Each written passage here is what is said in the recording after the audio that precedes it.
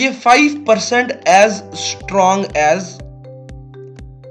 Covalent bond है, ठीक है, 5% as strong as covalent bond. अगर आपको किसी भी बॉन्ड कोवेलेंट बॉन्ड की स्ट्रेंथ दे दें और आपको कहें कि हाइड्रोजन बॉन्डिंग की स्ट्रेंथ कैलकुलेट करो, इस तरह के क्वेश्चन मैंने किसी संडे टेस्ट में देखा भी है, तो आपने क्या करना है, सिर्फ उस कोवेलेंट बॉन्ड का 5% निकालना है, तो वो स्ट्रेंथ आ जाएगी हाइड्रोजन बॉन्ड की। दूसरी चीज, इसकी डेफिनेशन की बात करते हैं। हाइड्रोजन बॉन्डिंग क्या है कि इंटरमॉलिक्यूलर फोर्स है। इंटरमॉलिक्यूलर फोर्स है किसके बीच में? हाइड्रोजन के बीच में। एक मॉलिक्यूल का क्या है?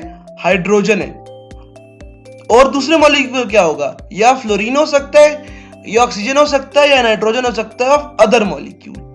इन दोनों मॉलिक्यूल्स के बीच में जो आपके पास फोर्स ऑफ अट्रैक्शन है वो क्या है? Hydrogen bond.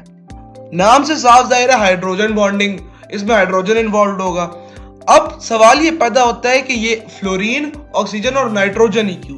तो हम ये 9th क्लास से पढ़ते हुए आ रहे हैं कि ये इसलिए क्योंकि ये आपके पास क्या है, ये आपके पास हाईली इलेक्ट्रोनेगेटिव है, ठीक है। अच्छा, उसके बाद आप ये देखिए कि हाइड्रोजन ही क्यों? मैंने इनका बता दिया ना, फ्लोरीन, ऑक्सीजन और नाइट्रोजन क्यों। अब हाइड्रोजन ही क्यों? हाइड्रोजन, पहली चीज इसका साइज क्या है? स्मॉल। और दूसरी चीज ये क्या है? Highly electro positive. अगर आपसे कोई पूछे हाइड्रोजन बॉन्डिंग में सिर्फ हाइड्रोजन ही क्यों होता है, क्योंकि उसमें साइज, उसका साइज स्मॉल होता है, उसकी वजह से उसका इलेक्ट्रो पॉजिटिव कैरेक्टर ज्यादा होता है, ठीक है। दूसरी चीज, हाइड्रोजन बॉन्डिंग में सिर्फ फ्लोरीन, ऑक्सीजन और नाइट्रोजन ही क्यों इन्वॉल्व होते हैं? क्योंकि उनका हाईली इलेक्ट्रोनेगेटिव कैरेक्टर होता है, ठीक है। इलेक्ट्रॉन को, सादे लेमैन टर्म्स में, इलेक्ट्रॉन को खींचने की एबिलिटी और इलेक्ट्रॉन